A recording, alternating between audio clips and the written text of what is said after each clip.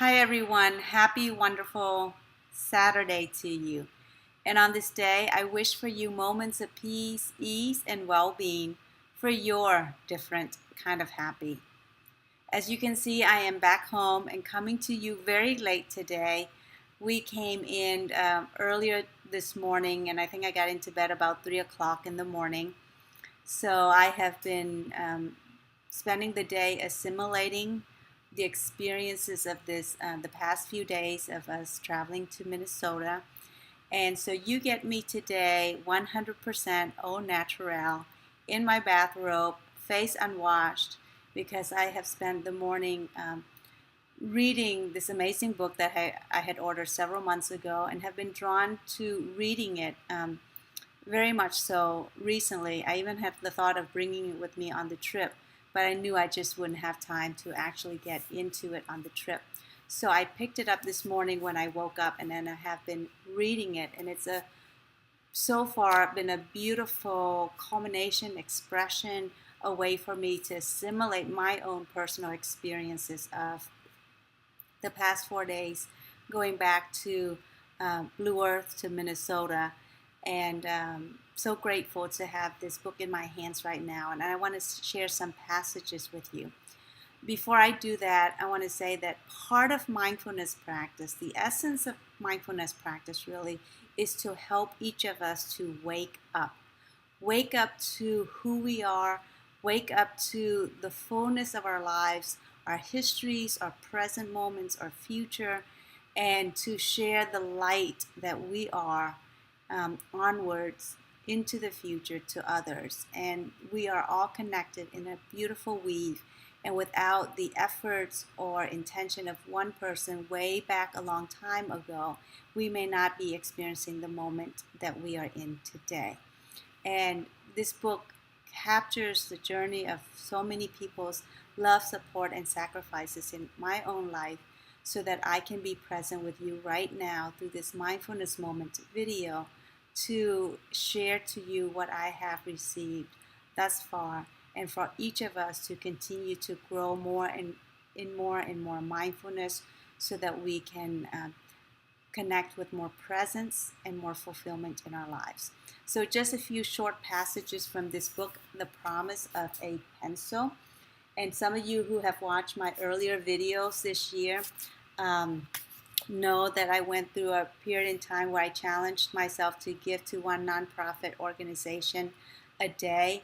And Pencils of Promise was one of those organizations that I donated to, connected with, and I picked this book up back earlier this year, and I'm finally now starting to read it, and I'm halfway through in the book, and it's such a wonderful read. So I'll start at the beginning with a short paragraph. This is the story about what happens when you acknowledge that there's more for you to become, and that you don't have to have enormous resources to make a difference in the world. It's a story about what can unfold when inspiration strikes and when you realize that the rewards of living a purposeful life are rich and lasting. It's the story of my life, but it's a story that can belong to anyone, and my life being Adam Braun. Okay. The first part of the story is about him traveling through different countries as part of a semester at sea when he was at Brown University. So this next section captures some of those experiences. When an adorable girl in Hawaii approached me and asked if we could be friends, I said yes without hesitation. But first, I have something very important to ask you, I said. If you could have anything in the world, what would you want most? She put her finger to her chin and glanced knowingly at her mom. To dance, she replied with a confident nod. I laughed. No, I meant if you could have absolutely anything in the entire world, what would it be? She smiled, now fully understanding my question. To dance, she replied again with delight. Wow, that's beautiful, I said with a massive grin. Her answer was disarming in its honesty. I thought back to the happiest moments of my life and realized that many of them involved dancing without inhibition. I clearly had a lot to learn from the unsullied perspectives of those I would encounter while traveling. So I decided that for the rest of my trip, I would spend more time asking questions than trying to provide answers. Listening intensely is a far more valuable skill than speaking immensely. In Beijing, I asked a girl near the entrance to the Forbidden Temple what she most wanted in the world, and she said, "A book." "Really? You can have anything," I urged. "A book." Her mother explained that the girl loved school but didn't have any books of her own. This child's dream was to have something I took for granted every single day. In Kowloon, Hong Kong, I asked a young boy what he wanted.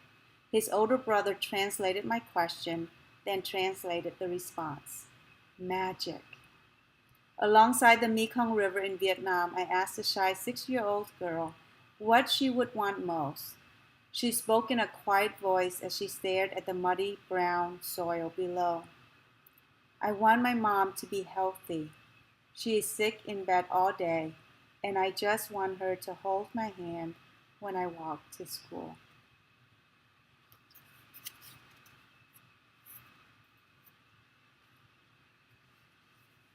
Joel reminded me of my late grandfather Abu, the rock of my entire family. Abu had the strength to survive the Holocaust, the faith to find my grandmother, and the fortitude to leave his native country and bring my family to the United States to give us the opportunity for a better life. I had looked to Abu for guidance my whole childhood when he was alive and through my prayers after he passed away. In those prayers, I often asked him to send me a sign or a messenger, and if there was even a chance that Joe was that person, I had to follow through with his offer. For years, I had struggled with intense feelings of guilt. I was born into the lottery of life with a winning ticket, a loving family, great education, good health. But what had I done to deserve any of it? Why was I born into those blessings when so many others were born into suffering? Why was I born into a booming city when others are born into villages without electricity or water or in war-torn nations?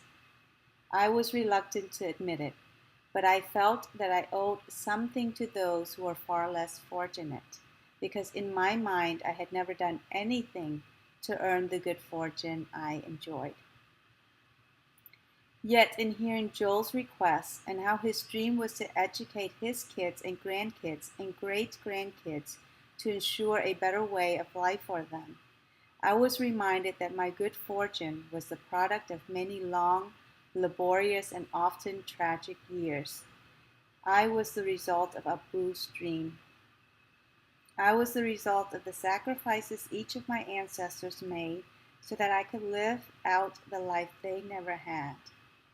And they would want nothing more than for me to fully realize what they worked so hard for and to pass on the gifts I'd received.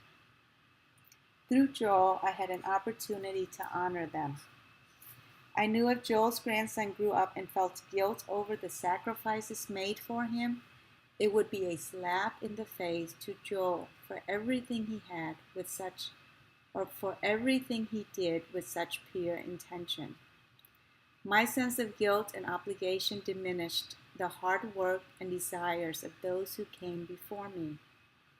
It was a total emotional shift. Rather than motivation through obligation, I now felt motivation to celebrate those before me in a different way. I had a chance to honor Abu by providing greater opportunities to others. The last section is when he has built his first school, and he wanted to share it with his grandma, who he calls Ma, Abu's wife. I sat Ma down. She's small, 5'3", and was wearing all beige. She always wears matching colors, all purple, all beige, a monochromatic uniform. I want to show you what I have been doing, I said. I want you to know why I went to build a school. I took out what I prepared, 3 pictures. The first was of Nith, Nuth, and Tamun. I explained the story of how I met them one day while the school was under construction and how excited they were to attend their first classes. I told Ma about how this school would radically change their lives. Oh, this is amazing, she nodded, beginning to grasp some of what I felt. The second picture was of the completed school in 5June. Its white walls shone brightly against its red roof and blue shutters. Oh, this is so beautiful. You know something? This looks just like the school I went to before they made me stop going to school and send me to the camps. This is what my school looked like, she said in her Hungarian accent. Now I want to show you what motivated me. This picture is the reason that I went to all of those foreign places, traveled to all of these communities, and took a break from my job. This is what I wanted to create most in the world. I showed her the third picture, which was of the large sign above the entrance of the school. She squinted to read the sign, but couldn't without her glasses. Wait 1 second, I get my glasses. She pointed her finger on each word as she slowly whispered them aloud. Lung Prabang Education Department. Give children a choice. Pencils of Promise, 2009. She paused, looked over at me, and smiled. She then looked back and continued, lovingly dedicated to. She covered her mouth with her hands as her jaw opened. Her hands began to tremble. She looked over at me and her eyes welled with tears. She looked back at the picture and continued reading. Lovingly dedicated to Eva Braun. She burst into tears, and so did I. We tried to speak, but neither of us could talk. She just reached over and squeezed my hand. We sat side by side and cried tears of joy. This is so much. Why? Why for me? She asked. You did so much for me, Ma. You have been through so much. I couldn't get you golf clubs or some gift certificate. I wanted to do the most meaningful thing I could for you, and that you would know that your legacy would last, and your survival will make the lives of others better. I started Pencils of Promise so that I could build a school and dedicate it to you. We cried and hugged, and after composing ourselves, Ma replied, Adam, I wish I knew the words to describe this feeling. It feels like this is why I survived. I survived for this. It feels like it's all coming back to me. Everything I suffered for is coming back to me, but in good ways. All the bad things I went through were for these good things to happen.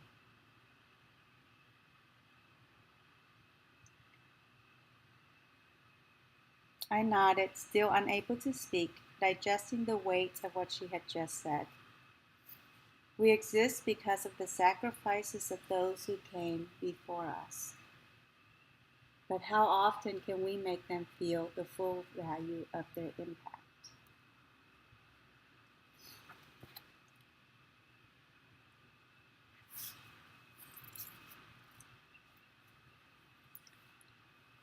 Let mindfulness help each of us to wake up to the untapped potential that lies within all of us, so that we can show up, be the light that sees, the path that has come prior to us and all that has been done to lay the foundation for us to be in this moment. And then to continue our journey forward, to pass that light, that torch on. Thank you so much for spending some moments with me, allowing me to share you this wonderful story. Go forth, explore, experiment, and experience with love for yourself, laughter for life, and a lightness of your spirit, so that you may create your very own different kind of happy and sharing that on. Thank you and namaste.